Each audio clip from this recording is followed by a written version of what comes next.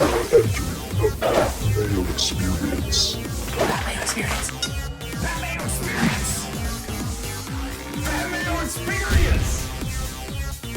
Experience. Welcome to the Pat Mayo Experience, presented by DraftKings 2022 U.S. Open picks, research, first look, the preview to get you all settled for the year's third major. Reminder to everyone this week, it is a major week, so expect golf overload on the Pat Mayo Experience. I need your help, and I'm willing to pay up to do it. I got two big prizes for you this week. One, I will stake one of you into the big $200 single entry on DraftKings this week, or you just take the $200, whatever you want to do with it, your choice. Then there'll be another one for $100 to go into the $100 Millionaire Maker or the $100 single entry, whatever you want to do with it. So there's two prizes to give away. I might even give away some more if enough engagement actually happens with this. And there are myriad ways you can enter the giveaway this week. The main way, the most ballots you're going to get, subscribe, leave a rating and review to the Pat Mayo Experience audio podcast on Apple or Spotify. You rate it 5 stars,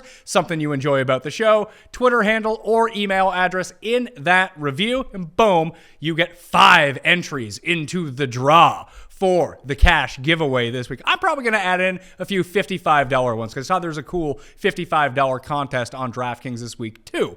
Additionally, if you subscribe to the newsletter, that's 3 entries. If you retweet the show or share on Facebook anytime that you see it pop up this week, you will have 1 entry into the draw. So lots of ballots to go around to get your hands on some of this hold card cash, and most of it will take less than 3 seconds to do. So you might as well get your hands on some of that free money I am giving away. Additionally, fantasynational.com. Get yourself 20% off because that's how I'm doing the walkthrough is on Fantasy National. Fantasynational.com/Mayo gives you the simulator, the ownership projections, all the stats and research that you could ever need to do on your own. It is all up there. Use the tools at fantasynational.com. Reminder to smash the like, sub to the channel, and in the comment section, give me your favorite sleeper heading into the week for the U.S. Open. Additionally, the Pat Mayo Experience DraftKings Listeners League, it's now open. There are 6,000 spots this week. $15 to play, 3 max entry, and no rake. It's a giant contest.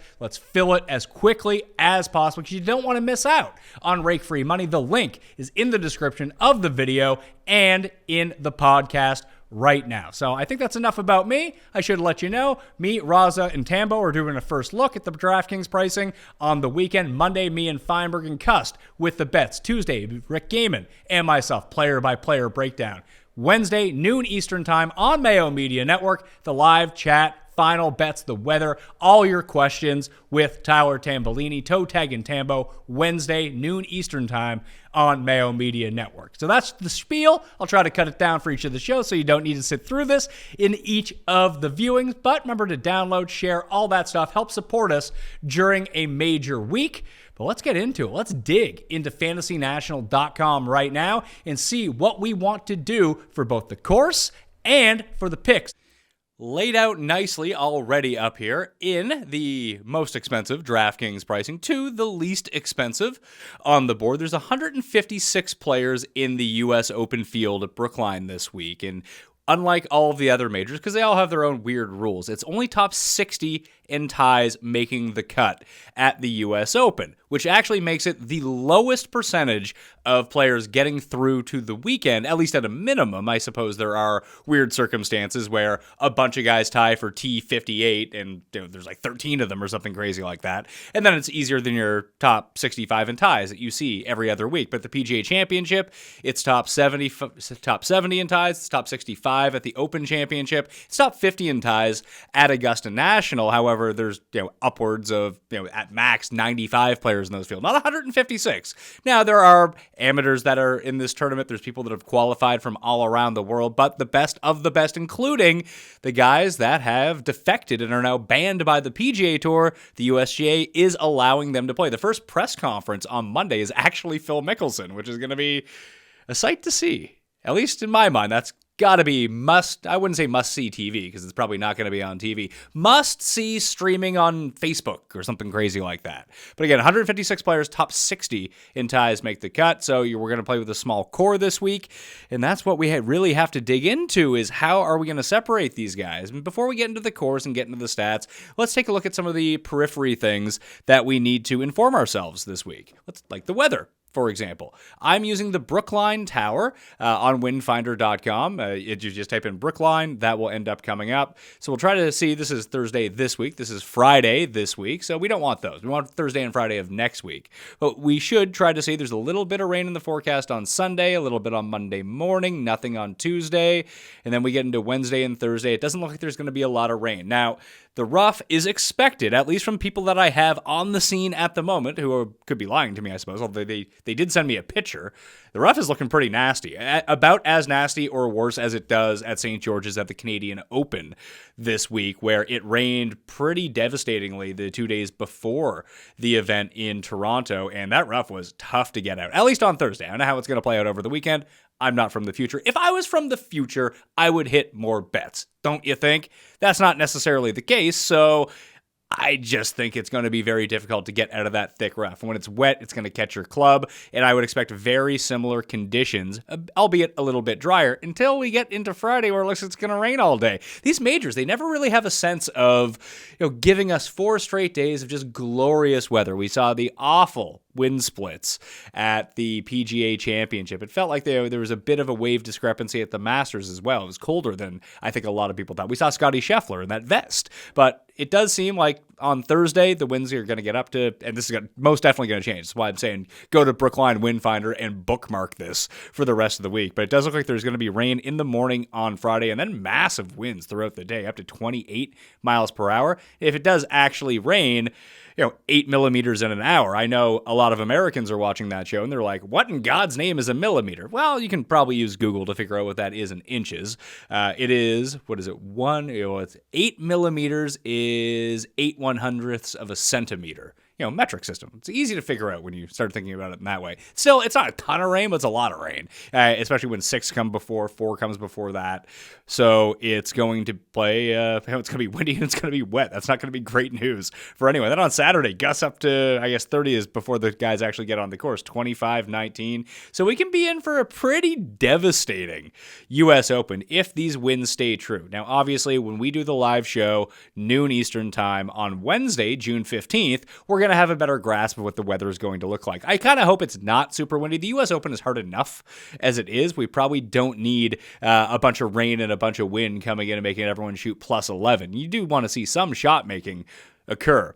The course fact sheet, I'll throw it up to you on the page right there. It's going to play as a par 70 this week, 35 on each side, 7,254 yards. There's a bunch of different tee boxes, but here's the key information that you need to know.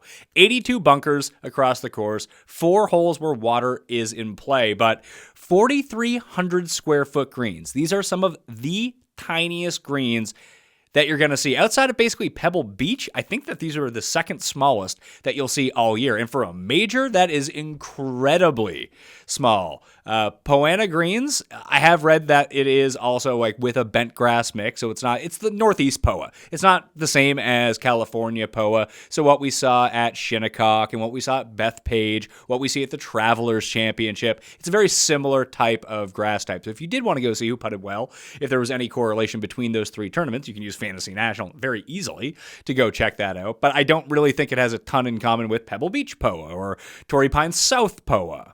So just different climates, different types of grass. There's more mixed into it, but bumpy, a little bit slower than you're used to. But the one good thing about these small greens is very few 3-putts are going to be happening this week. Going to be a lot of chipping, especially if guys aren't going to be hitting in from the fairway. Even from the fairway with these tiny greens, guys are going to miss. So around the green just right away sticks out as, oh yeah, we're going to need guys that are going to be able to get it up and down with relatively few issues. But you're not going to see a lot of lag putting this week with greens this small. So that is something to keep in mind. The 3-putt percentage on guys who are usually pretty bad at that. Hello, Luke List. Can't putt. Chips like a maniac. that could actually work to his favor. When, maybe, listen, it's not beyond Luke List to 3-putt from 23 feet, but he's far more likely to 3-putt from 60 feet than he is from 23 feet. So that's at least good to know, especially if the greens do play a little bit slower. We'll see and have more information on the green speeds throughout the course of the week, but I would guess that they probably play pretty similar to Southern Hills, which weren't lightning fast by any. It wasn't playing the Masters. It was a little bit slower than that. Let's go hole by hole at Brookline, and I'm going to tell you a few course informational bits here that I've got passed along by a former caddy at the course. Obviously, it's going to play a little bit differently than it does for the regular members because it's a fusion of a lot of holes, but they're very familiar. The birdie holes on this course, 1, 5, 7, 8, and 17. Those are going to be the 5 best chances that guys are going to get this week. Now, if we do take a look at the scorecard, you can see on hole 1 here, it's 488 yards. This is considered a birdie hole at the U.S. Open this year, but there's not a lot going on. There's not massive elevation changes like you're going to see on a lot of these different holes. Yeah, you can see even on the site, there are POA and bent grass mix, although when you get the official report, it doesn't actually say that. Greens slope gently from left to right, at least on the first hole. We'll see the scorecard here. Rick passes along to me in this little tiny font, but it's the best we can do. So I said that number 5 is the par 4, 310 yards. Let's go take a look at number 5 and take a look at number 5, see what's doing here. So you have this par 4, 310 yards. And we'll see if at least this computer simulation thinks that it's going to be eligible to be driven here. But don't be surprised if driver is the preferred choice. So guys are going to probably take a run at this one. And like any sort of U.S. Open, there's a false front that's going to repel shots that don't carry far enough onto the surface. It's unlike that really short par 3, which is number 11, I believe, on the back. That it's like a 135-yard par 3. But if you miss the green, you're essentially in the penalty area. So you're going to have a pretty good sand game just by looking at the hole number 1 and hole number 5 from what we've seen, or just have a dead on point accuracy game with your irons to be able to hit these. These aren't bowl-shaped greens like you saw at Winged Foot or you see at Pinehurst. It's not going to be like that. So there's a lot of blind shots on this course as we go through everything.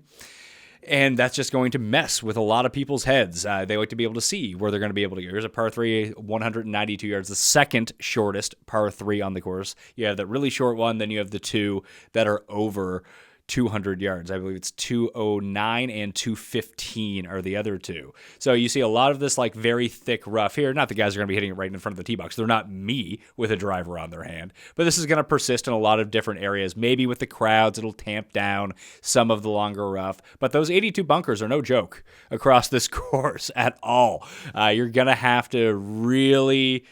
we even saw it a little bit. I actually think this St. George's, well, it's not going to be as difficult, obviously, because guys are posting -7s, -6s in the first round, and we're not going to see that at the U.S. Open.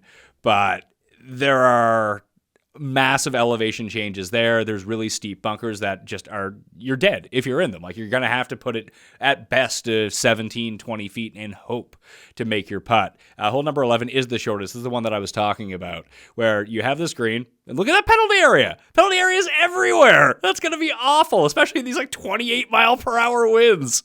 I guess if the course does play a little bit wetter, I guess guys could go pin seeking if the greens aren't quite as firm as the USGA would want it. But even in crazy circumstances, we've seen the USGA actually kind of put everything out and make them still as difficult as possible. They'll overcorrect on Saturday if that's the case. Then you get that situation like you had at Shinnecock where Phil just calls it unfair and starts hitting the ball before it's actually stopped. The greens are too small to worry about lag putting, as I mentioned. Not a lot of pin placement on 14 of the 18 holes. They kind of have to be. The pins only have so many places they can be on these greens. I was told that if the winds do pick up over 12 to 15 miles per hour, it's going to cause a lot of problems, especially on these approach shots, just because unlike Winged Foot, where you had guys like Bryson and Matthew Wolf. They kind of figured out the hack of what was going on, where they could bomb it as far as they want because no one was hitting the fairways. And these are super narrow fairways.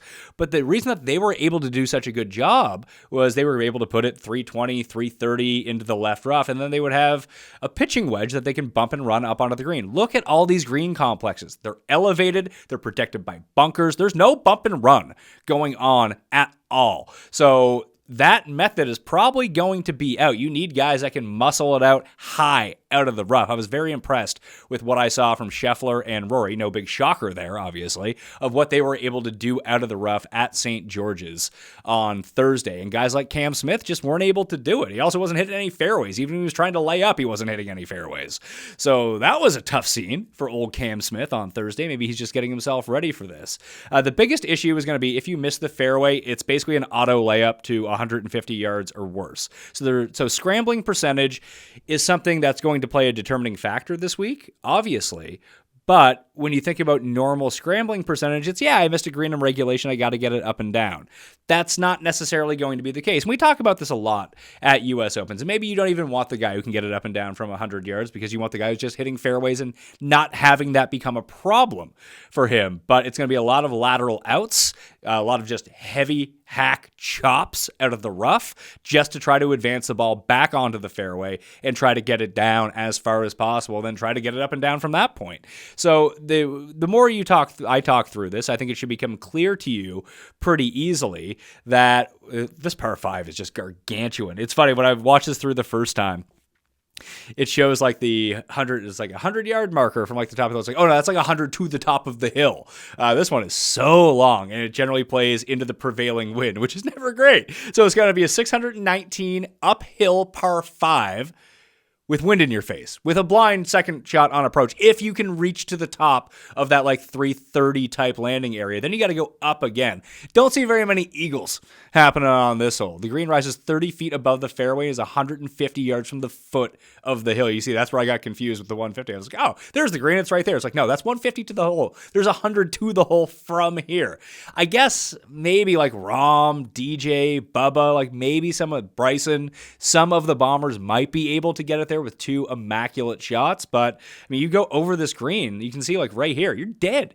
If you go over here, you are absolutely murdered. Now, the second shot, maybe that's more of a third shot type thing. Guys who lay it up, maybe you end up with the wind behind you, the wind dies down, you think it's in your face, and you power drive it over the hole. That's not going to be a good scene for anyone. So these are the closing holes, number 15 coming in. The other thing is there's like the lots of other bunkers, the other crap is going to prevent the punch and run. Like I told you, you're not going to be able to run the ball up. So you want to be in the fairway to be able to control the height and the apex height of the ball to get it to land. And as I mentioned, the greens aren't turtle shelled. They're protected by the elevation, the bunkers, the water, the rough, no matter what it is. So you have to think accurate drivers, iron play from 175 plus, putting from like 10 to 20 feet, because that's where the par savers, the critical par savers, are going to come. And as I did on the Is Putting Predictable show, is that really something that you can predict? Maybe from like 10 to 15, 5 to 10, 10 to 15 feet. Maybe you can try to see that and miss. You want right on like 14 of the 18 holes, essentially. Like you don't want to be playing this course down the left side. You want to be playing it down the right side if you're going to miss. That's going to give you better looks and better chances of recovery into the green. So these are the closing 3 of what we can expect coming down the stretch on Sunday. You have this par 3, 202 yards. And like it feels like this is fun. The multiple teeing areas provide flexibilities. They can back this up another 33 yards. Play like a 240 par 3 on a Sunday. Good God, that's gonna be awful. It does make it look like an island green surrounded by bunkers, and you know that rough is not going to be pleasant if you end up anywhere there. So there's only so many pin positions on a little tiny green like that. Then you have this 373 par 4. It does feel like you can make birdie on this hole, to be perfectly honest. Like this is one where listen, you missed the fairway, you can make bogey or worse on a lot of these, but with a good drive, you should be able to. Francis Umet birdied this hole in the 4th round on the playoff on the way to the victory in, 1954, 1963, something crazy like that when he beat Arnold Palmer in the playoff. But you have many options here because it's not the longest hole.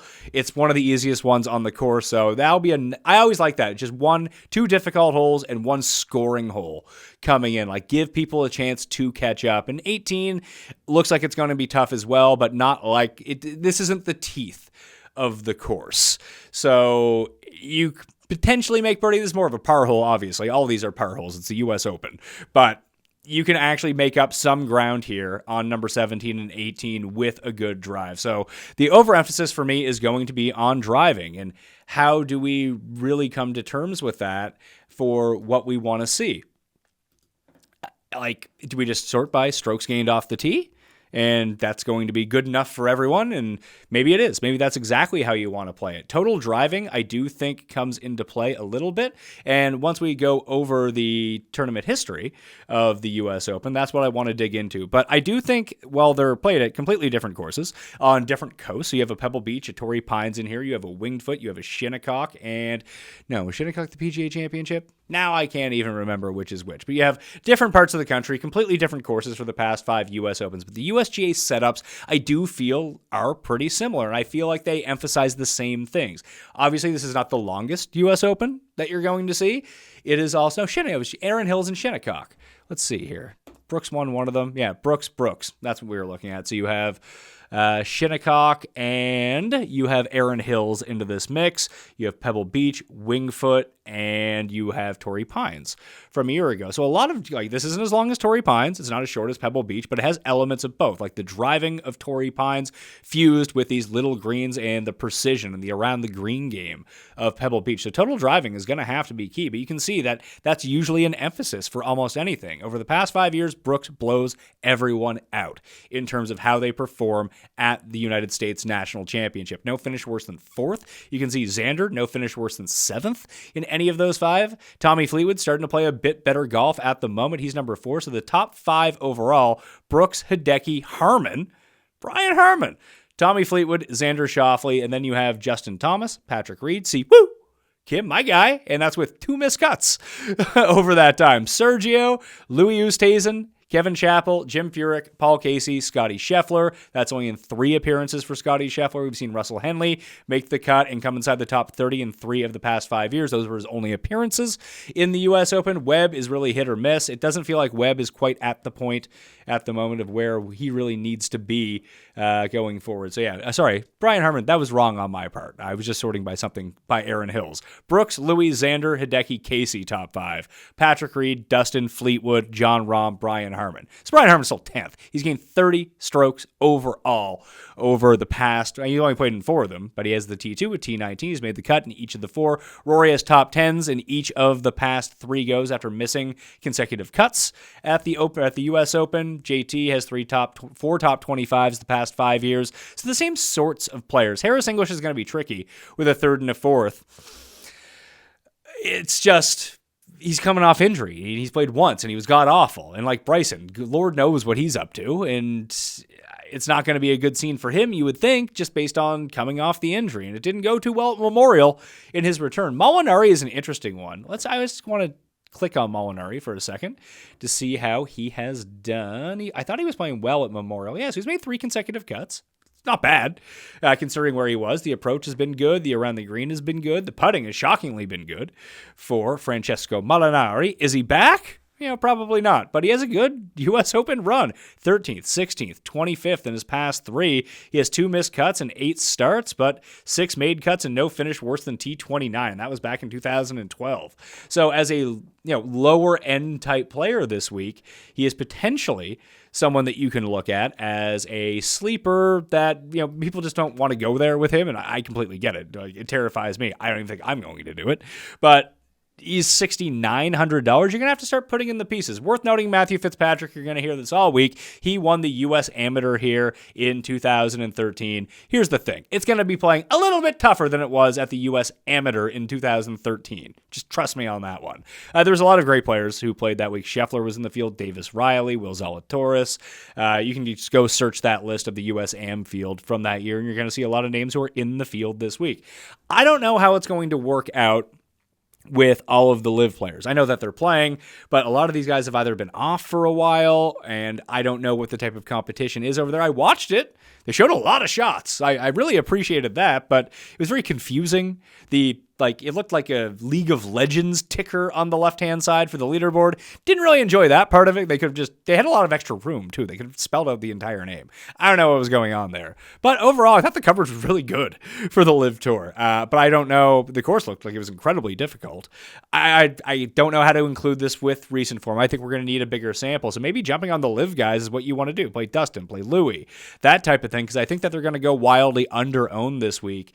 I'll discuss that more in depth with Tambo and Raza when we do the First Look DraftKings show that's coming out on Sunday. You should tune into that. Set up your notifications now. Smash the like while you're here as well. Worth noting, on my end, I only have one bet in so far, and that is on Sungjae Im to win the U.S. Open. 65-1 currently on DraftKingsSportsbook.com. If you have a place where you can play each way bets, I also played that with the top 5. I don't know how those odds are going to shift, but I just think he's setting up really nicely here. You can just see, and basically since the Masters, he's been a bit of a different player, and he's played long, hard, windy courses well before in terms of the Arnold Palmer Invitational. He has, what does he have? I know he came second or third one year, the year that Hatton won. He was up there. Yeah, a third, 21st, and 20th. PGA National, guys that have won at the Honda Classic are generally guys who go on to win majors or have had won majors in the past. But I just look at this overall tee degree game. That is looking spectacular at the moment. And you really do for the U.S. Open, especially since the PGA has switched to May, that you want someone who's come inside the top 10 of one of the majors so far. Majors Mo, that's a real thing.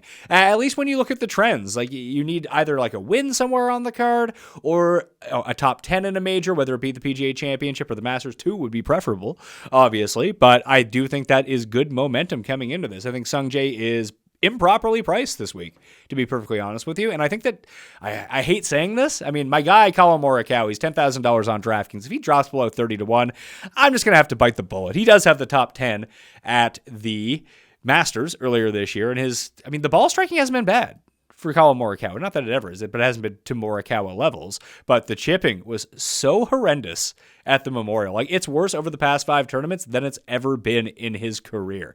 He's over a shot worse than any other just random period. So over the past 5, he's losing 2.1 strokes around the green and 2.5 strokes on the green. That is god awful. But just take a look at when he putts well. So you have all these tournaments where he does not putt well. So let's take some of the tournaments where he does putt well. When he gains over 3 strokes putting in his career, it doesn't happen very often. 7th, 2nd, 1st, 2nd, 1st. 2 of those. Only one of those is a major because there's no strokes gained data for the Open Championship. That's crazy to think about. And when we take a look at the U.S. Open, it's mixed results. At Torrey Pines, he was 4th. At Pebble Beach, he was 35th. He missed the cut at Winged Foot. He did putt well in 2 of the 3. Putted well enough, and he was lights out at last year's U.S. Open at Torrey Pines with his approach play. Listen, I try to make the case for Morikawa every single time. I sound like an absolute broken record. I completely understand that, but I think his skill is relatively unmatched for what he does. He and Justin Thomas are the two. JT, better around the greens than Morikawa. I would say that Morikawa is a slightly better iron player when it comes to upside. Morikawa is a much better driver of the ball. JT has more distance, and for the U.S. Open, I do think it leans more on Morikawa because he hits so many fairways, and he's not short by any means off the tee, but he's incredibly accurate. The short game is the big differentiator. They're both crappy putters, but they can both kind of get it going on, and one guy's going to be 2.5 times the odds of the other guy who just won a major championship. So that's always going to be my case for Colin Morikawa. You can choose your guys at the top. Hopefully my Rory double ends up coming through, and everything will be something great. Each of the past 10 U.S. Open winners had already posted a top 25 in the U.S. Open, by the way, and 8 of the past 10 winners had posted a top 10 in at least one of the previous 2 majors. Shout out to Dave Tyndall for both those facts in his column up on Betfair. It's one of my favorite trends articles, and trends are, you can take the trends with a grain of salt, obviously, but I think that there's something to them if they're always pointing to guys in good form, guys who have previously played well in these certain circumstances, and very rarely are you going to find a USGA setup outside of the US Open. So there's certain guys that are tailor-made more to this than other players. I like Zalatoris this week. That should be no shocker. I like Neiman this week. That should also be no shocker. But Hatton's the only one I have the bet in on. 70 or 7,600 on DraftKings. He's going to be incredibly popular. I mentioned Matthew Fitzpatrick. 8,500 is probably going to be the highest owned player on the DraftKings slate. I like Daniel Berger this week, though. You can see he has 2 top 10s the past 4 years at the U.S. Open. He's made the cut both times in between, but it's the accuracy that really plays out for me with what he does well. He's gaining strokes off the tee, as he normally does, and we know that he doesn't have a ton of distance. That is almost all accuracy based. He needs to show up with these hot irons that we've seen from time to time. Couldn't chip at Memorial, putted the lights out. Let's split the difference on that. If he can just be around average around the greens and putt well, not 6.6 well, like 3 well, I think that he's most definitely going to be in contention. And he is also 66-1 right now. It's not a bad number whatsoever. You can find the boost up to 66. I believe he's 45-1 currently at DraftKings Sportsbook, but you can fudge those numbers and get some more action up top. And you can see the types of places. Honda Classic is another one where he has played really well over the course of his career, obviously, but with the around the green play. Memorial, that does worry me a little bit. Only because the around the green at Muirfield Village, well, it's not going to be exactly the same as the U.S. Open. It's very, very, very thick rough. And maybe it's just circumstantial, and you can make a lot of mistakes out of it because the rough at the Charles Schwab was pretty good as well. That was pretty high this year. I think it was 3.5 inches, and he gained almost 4 strokes there. So you chip one in, you leave one in the bunker. It can sway the stats wildly one way or another. But overall, very good around the greens, and even when we go to fairways hit, over the course of the past year or so and take a look at distance and accuracy, he's going to be minus in distance, plus in accuracy. And I would trade a little bit of distance for this type of accuracy where you, 1, 2, 3 times since last year's U.S. Open has he lost strokes to the field in accuracy, and he's usually amongst the leaders. That's pretty good. It's like when we take a look at Jon Rahm, for example, and we just see he lost strokes off the tee at Memorial and came T10. This should be terrifying for everyone. He lost strokes off the tee. When do you think the last time Jon Rahm lost strokes off the tee was? I'll tell you.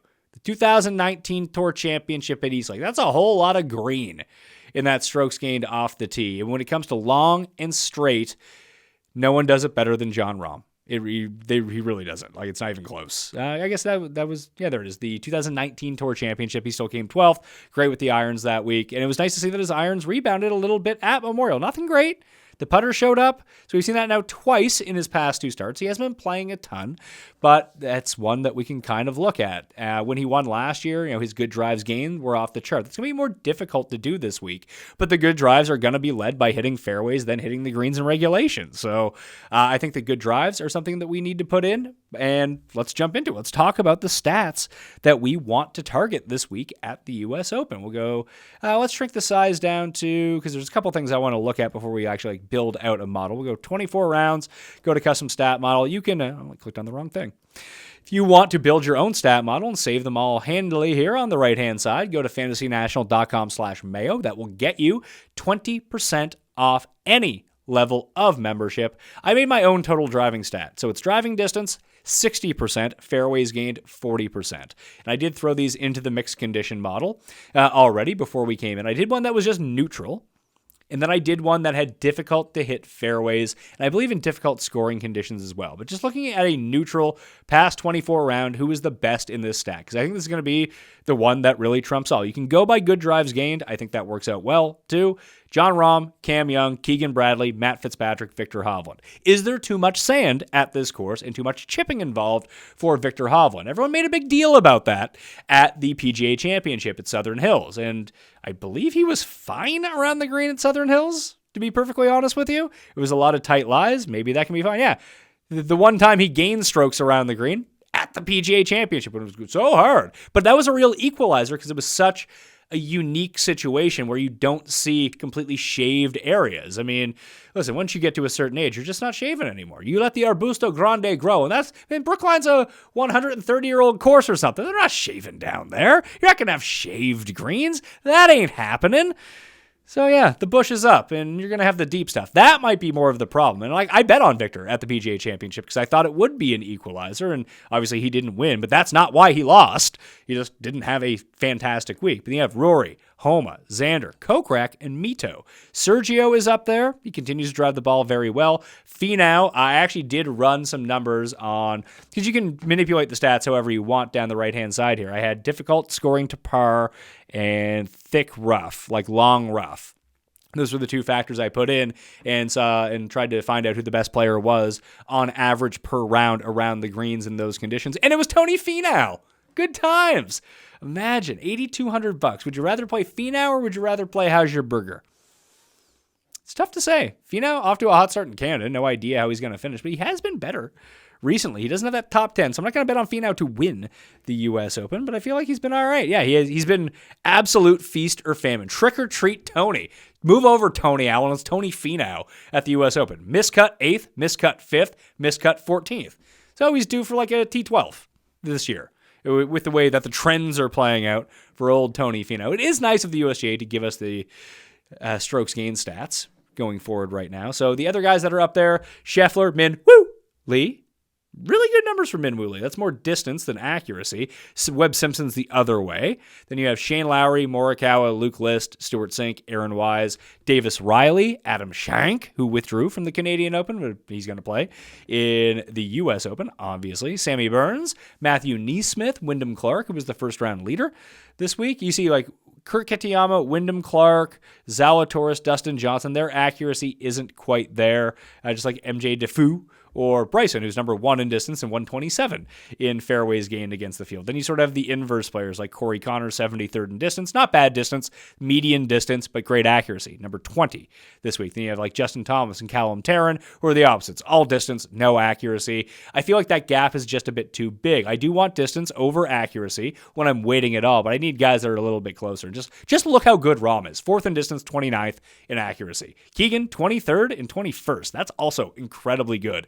And we know he's from the area. I can see him building some steam at $7,500. Fortunately, on DraftKings, Sungjae is a block. That's right there. Everyone's going to gravitate. I know people are going to gravitate towards Sungjae. So I do think that it's going to be a bit more depressed ownership on Keegan Bradley, but that's a really good number at $7,500. You can make a pretty good balanced build if you start with, let's say, Xander at 96. You like Xander, Fitzpatrick. Tambo and I made one on the Wednesday show. Keegan, Sungjae.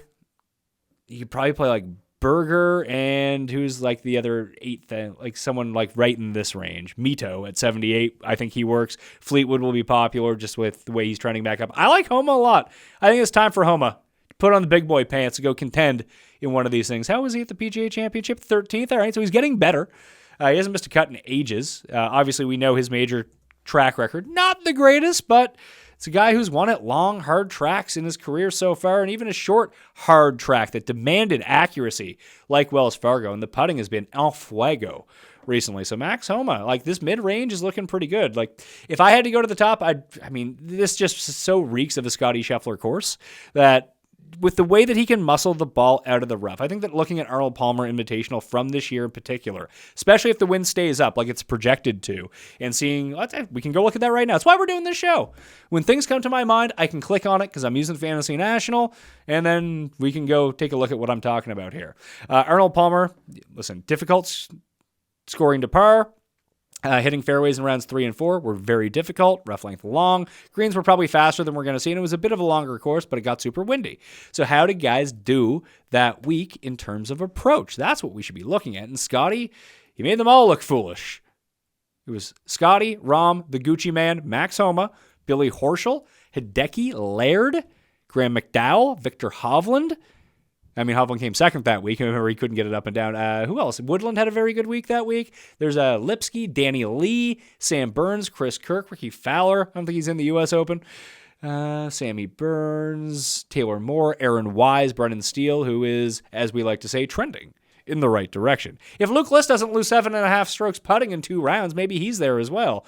I don't know how Lukey is done, because on paper, because his around the green game is always so solid. I mean, it hadn't been solid, but that's kind of when he started hitting the skids. But you can see historically, very good around the greens. That I do think that if he can hit enough of the fairways, I think he has the muscle to get it out of some of this long rough. Has not been a good go for the U.S. Open for Luke List. I can't believe he played it in 2003. That's so crazy. I can't believe he's so old. Or I guess he played it so young, but we're in 2022 now. It's 20 years ago, or I guess 19 years ago. So he's never really played well in the U.S. Open. But when you take a look at the one PGA Championship that he did do very well, he did gain 7.2 strokes putting, which is probably the biggest anomaly of anything of all time. That was at Bethpage Black, which, I don't know, I would say it's going to be within the same range. It's slightly longer than Brookline is going to play this week, but very similar type things keep popping up here. In terms of difficult scoring to par, very long rough, difficult to hit fairways, same grass type that we're using this week. If you hit it into the rough, like you're absolutely cooked for the week. So I think there are some similarities between this and Shinnecock. Obviously, this is going to play a little bit shorter, so it's going to allow for the better shorter hitting long iron players to have more of a chance. And guys are at a different point of their career at the moment. But List was able to get up there. Rory was up there. Cooch, Scott. Gary Woodland's another one. Shane Lowry, it's going to be really hard to get away from Shane Lowry, especially in the betting market, because I believe he's anywhere between 33 and 40 to 1 this week. Anyway, that's what I was going through with the total driving. I did add both of them into the mixed condition model before I came on. This is total driving difficult fairways, and I just wanted to have that loaded up for everyone. So this was difficult to hit fairways, total driving difficult courses over the past 24 rounds. It's not a huge sample, but you see Rahm, Xander, Davis, Riley, Sam Burns, Kokrak, Victor, Sergio, Neiman, Rory, Fitz, Seamus Power, Luke List, Cam Young, Gooch. Gooch keeps popping up everywhere we kind of look here. That's terrifying. Casey's not playing. Casey WD'd, by the way. He's not playing in this US Open. He's going to go give it a run where he came second at St. Andrews back in 2010 when Louis won the Open Championship. Dustin, Keegan, Straka is one that pops up in a lot of these driving numbers as well. Homa, Cantlay, Sungjae, Mito, KH Lee, Big Dick Vic Perez, who's on a nice little run over in Europe at the moment, if you probably haven't noticed, and probably haven't. Morikawa, P-Raj, Bryson, EVR, Woodland, Justin Thomas, Wyndham Clark. Harry O is coming up. I mean, the DFS community is going to rally behind Harry Hall this week. It hasn't been a real good run for Harry O. I don't know how he's doing on the Corn Ferry Tour at the moment, but he was 8th at Shriners. I suppose we could look that up. Harry Hall, official world golf ranking. Official World Golf Ranking. Harry Hall obituary. Oh, yeah, that's because I typed in the wrong thing. Oh, poor Harry Hall. I've killed him in a Google search on this show. All right, let's see. So he's just recently won an event. Okay, here we go. Harry Hall, world number 235, the Rex Hospital Open, 5th, the NV5 Invitational presented by Old National Bank. Ends up coming in first. So this is a player that people were excited about for a while now. They just kind of like when he pops up. He's $6,400. We saw Zalatoris come onto the scene here as a Corn Ferry guy that no one really wanted a part of. Sungjae was like that the first year. I believe he played at Shinnecock, and it was like, who the hell is this Sungjae Im guy? I mean, I'm used to betting Siwoo Kim as the South Korean of choice, and then Sungjae comes on the scene. He's like a 19-year-old, and he's really good. I don't know how Harry Hall specifically rates out. That's not really telling me much in his 12 rounds of service so far on the PGA Tour. But if we go to the bottom of this list and try to take a look at who is viable down here? No. Oh, Hellsgad, the fireman. He's back in the field. He'll probably end up making the cut. Austin Greaser. Love that name. So we have a lot of guys who, out of these 30 guys at the bottom, two of them might make the cut. Furyks down here. He's probably not going to end up doing anything. Minwoo is very interesting. He had a good Masters as well. Remember, he was like the Sunday Showdown guy at the Masters. Then you have Eri O. Is that Tom Kim? Jin Hyun Kim? I think that's Tom Kim. Roger Sloan qualified. Good Lord. Then you have Richard Bland, Thorbjorn Thunderbear. He's back in the field. Yannick Ball, this is Gentleman, Grayson Murray, Kadira. Damon, now we're getting into somewhat interesting players because he hits a ton of fairways. Stewart, he hits too many fairways, and you might want to try to add a little bit of distance, some iron play to some of this. Guido, it's been a rough go for old Guido. But Sink, I think, actually does make some sense here. Kurt Kitayama, I think, makes sense. My guy, Ryan Fox, he bombs it. I don't think he hits enough fairways, though, for out here. And he's kind of lost his momentum. He had his chance. I played him at the PGA Championship. He almost won the next week. He was like a minus 5,000 favorite on this 71st hole and lost in a playoff. Vic Perez actually playing some pretty good golf at the moment. Lucas Herbert is full of magic. He's on Team Magic Beans. If you want to pair someone with like Spieth and Cam Smith and Mac Hughes, it's probably Lucas Herbert at this point. Then you have like your accuracy guys with Neesmith, Putnam, Molinari, Kisner, Grace. Kisner could be good this week. He just hasn't been good recently, is sort of the problem. Like, I actually don't mind this course for him if he's hitting a bunch of fairways.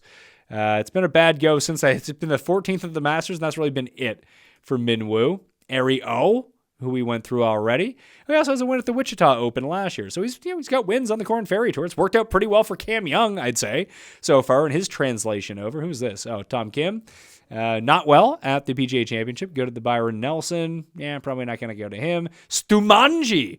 Sink. Bad at Memorial, bad at Charles Schwab, but he was good in the ball striking department. Couldn't chip. Dude sucks at chipping. So I always forget that. So maybe this is not the spot for old Stuart Sink. Although off the tee, hitting greens in regulation, if that can be his jam, that's not awful either. Kiz has been really bad. 4 straight missed cuts. Good Lord, Kiz. What are you doing, pal? All right, let's try to build a model out here. And I think I do have the one from, let's see.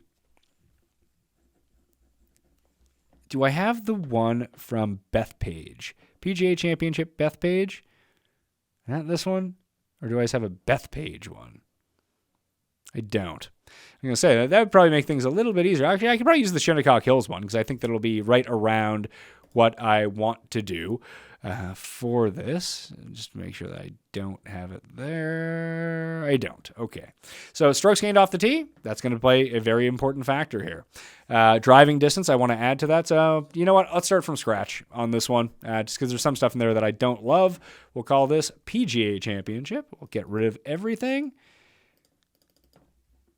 PGA Championship at Brookline, just south of Boston. Maybe we have a very rowdy crowd if the Celtics end up winning the NBA championship. So let's go with, I want to use that version of total driving that I just talked about. So I'm going to weight proportionally what we do in terms of probably get rid of strokes gained off the tee because I want to use 3 separate driving stats this week. I want to use driving distance gained. I want to use fairways gained. And I want to use good drives gained and try to come out with some sort of balance for all of those. I really do think that driving, it's not going to be the most important thing because iron play is always the most important thing. But at U.S. Opens, we have seen immaculate drivers of the ball do very, very, very well over time. So let's go. Where did that go there? Good drives gained. So let's weight this out at, we'll go 10, 5, 15. So we're going to allocate 30% of the overall weight of the model to good drives. And there is approach factored in with good drives gained as well because it's about hitting greens and regulation. So it's sort of like good driving and greens and regulation all baked into one stat. Now, is that going to be somewhat misleading? Because green regulation doesn't really tell you exactly what you need to know on greens this small because on some of the greens are double the size on the PGA Tour. You can hit those no problem. It's going to pad your good drives gain stats. I get that. There's only so much we can work with here. So that's what I'm doing with that. And we'll go approach. And we'll go big into proximity, 175 to 200 and 200 plus. That's where the money is going to be made this week. Maybe, do we want to throw in a shorter proximity, like 125, 100 to 125, 75 to 100, just because that might be the punch-out area where guys need to get it up and down from? Maybe. But if that's the case and they have to do that, it's probably their putting that's going to save them anyway. So we're going to throw the putting stats in here, and we're going to go 5 to 10 feet and 15 to 20 feet and throw those into the model as well. And then we're really going to prop up sand saves and around the green play because those are going to be something that that guys are going to need. Hopefully they don't hit it into too many bunkers, but at the same time, that is something that's going to happen to everyone. At least I believe that is going to end up being the case. So where are you at, sand save? What do we got here? Birdies, bogeys avoided, doubles avoided? That's an interesting one to potentially throw in. Right, driving right, avoid, driving left, avoid. Maybe driving left, avoid. We'll throw that in because I said you want to play it down the right side. So who avoids hitting it left more than anyone else? We'll just throw that in to maybe just take a quick look at it. What the hell is sand saves in here? What if I just hit S? What happens then? No, it goes to strokes gained. Obviously, it goes to strokes gained. What am I thinking on this one? There it is, sand saves. And then strokes gained around the green as the last one. And we're going to weight that heavily. We're going to weight approach. We have other approach stats because we have 2 proximity ranges. So we're going to go 20% for just overall strokes gained approach, and we'll go 5 and 5 and see what we have left over. 5 and 5 for the putting ranges because they might not be the most predictable. We'll go 5% for this left avoid. Sand saves we'll put at 5, and around the green, what do we got left? We got 20% left. I don't know if we want to go 20%. Let's go 15% for strokes gained around the green. And screw it. Let's throw in bogey avoidance, and just that can kind of tack on as a bit more information. Although it is more of a storytelling stat than anything. There's probably way too many stats to throw in, but it's the way that we're going to play it this week. This is what the model is going to look like for Brookline. Just broken down, heavy emphasis on driving more so than I usually put in. 30% of the overall modeling is not usually what I have for the overall weighting of driving. So that was the building of the model, and here are the results of the model over the past 24 rounds. So in the short term, Xander is the number 1 player. Xander, Shane Lowry, Mito, Fitz, Scotty Scheffler, Rory, Keegan, Hovland, Horschel, Daniel Hausberger. Those are the top 5 players wow, that's crazy. And they're all above $9,000. Great, except for Berger. What's Berger? Berger is... No, actually, that's not true. It just reset itself to that. The lowest price player is Keegan. Munoz is 11th. Why is he so good? He has more distance than I thought. He's above average driver. Wow, that's kind of crazy to think. Let's just kind of screw around with this a little bit. Difficult to hit fairways over the past 25 with the exact same modeling. And maybe we can go difficult to hit fairways and jack that up to thick rough. And now maybe that will tell us something a little bit, we'll say difficult relative to par. And this is something that you can really use the mixed condition model for if you really want to go into it. Rough length, long. We don't have a ton of courses like this. It might date back way too far. But if we just kind of take a look at it, if you do want to throw it into the mixed condition model that you want to see, we'll throw in, we can sort it by that. You hit this button to add to the column where I already have those total driving stats. And you click on which of the stats that you want from these selected conditions. So again, difficult scoring, long rough, difficult to hit fairways. My rank, we'll call it last 24, fairway, difficult, rough, rank.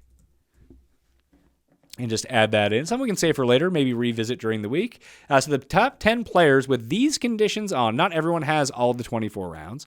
Lowry, Morikawa, Paul Casey, who's not playing, Justin Thomas, John Rahm, Victor Hovland, Tyrrell Hatton, Hideki Matsuyama, Scotty Scheffler, Matthew Fitzpatrick, Russell Henley. Without Paul Casey, that's your top 10.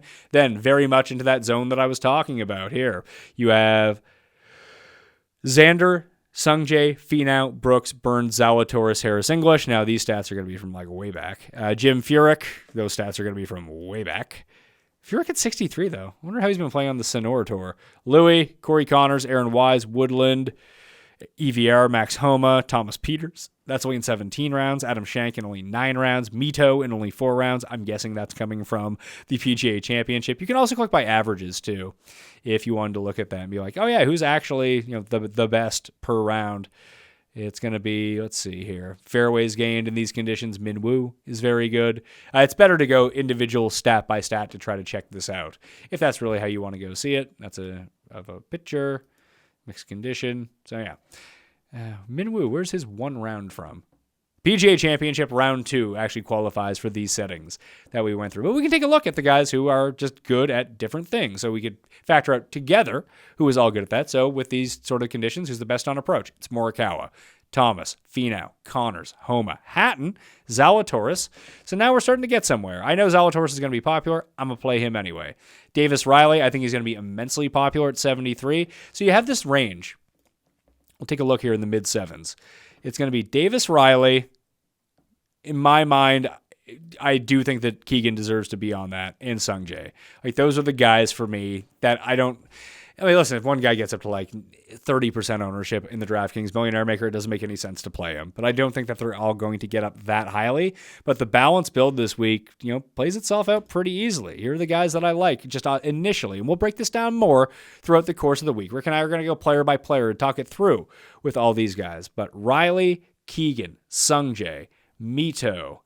Where else are we going here? Homa. And this shouldn't be a shocker. These are guys everyone likes because they're good. Berger and Fitz. Sammy Burns, I'm going to throw onto that list as well. I like Cam Young. I like Neiman. I like Lowry. And as I mentioned, I like Zalatoris.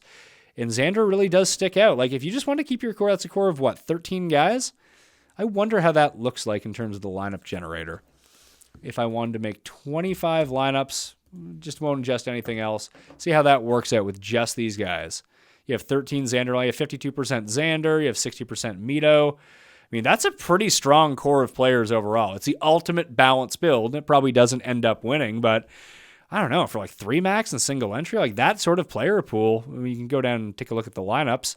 Like a lineup that has, let's see, if Xander, this is probably the most outrageous stars and scrubsy type one.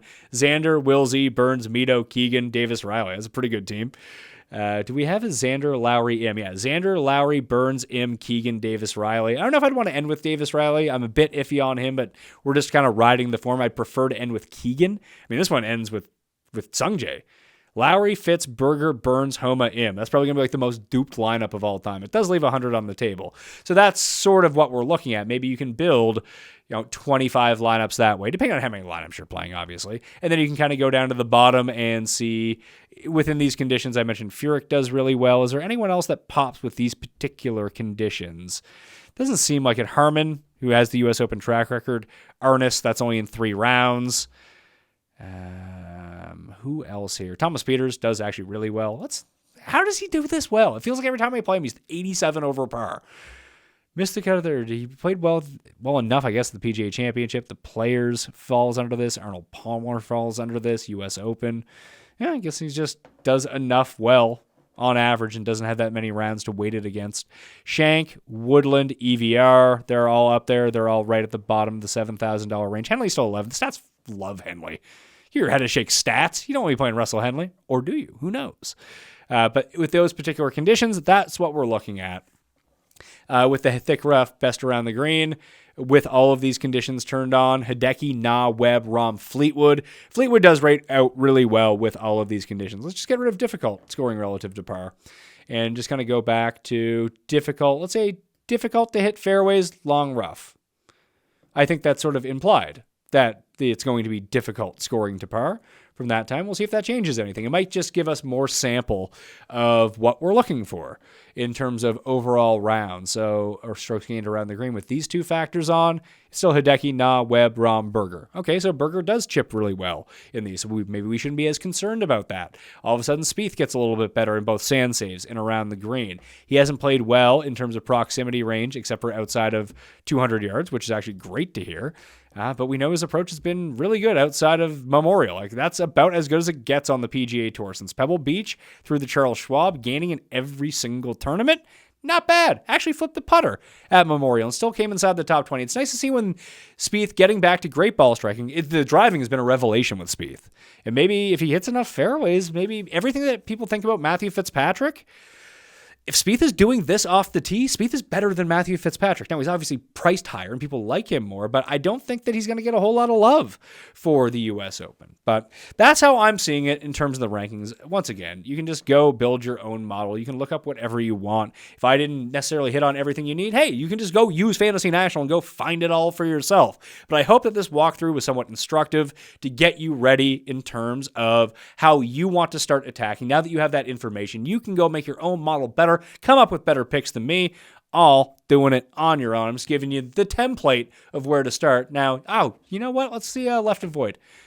Who actually avoids it to the left the most? Answer, Berger, Van Rooyen, Noren, Damon, Sungjae. All right, here we go. Let's write this down.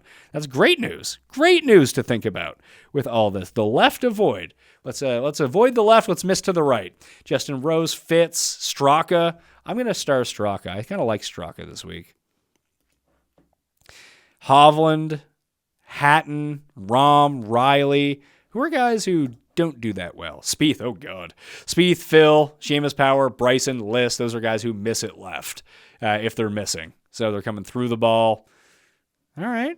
Maybe I'm onto something with this, or it's a complete disaster, but that's just the information that I saw when I looked at the course and the information that was provided to me from people who know this course a whole lot better than me or most of the people out there because they've been on the scene and checking this out. I'm going to throw stupid magic beans, Lucas Herbert, in the prelim player pools before we go break this all down in the first look show. And that'll do it on the Pat Mayo Experience. Now you're ready to tackle, whether it be betting, the props on DraftKings for the U.S. Open. Once again, fantasynational.com/Mayo to get yourself that 20% off. You can get in all of the giveaways. Get your ballots by leaving the rating and review on the Pat Mayo Experience audio podcast on Apple or Spotify, retweeting or sharing the show around on social media, and subscribing to the newsletter. The link is free to join down in the description, which will have extra information, more tidbits, and the final weather report, all in cheat sheet form, along with ownership on Wednesday evening. You know the schedule of the shows. Play in the Listeners League. We need to fill that as quickly as possible, 6,000 spots. So tell your friends that they need to come to the show and get the link down in the description. Smash the like on the way out. Sub to the channel. I'm excited for this major. We'll see you next time. Pat Mayo Experience! Experience!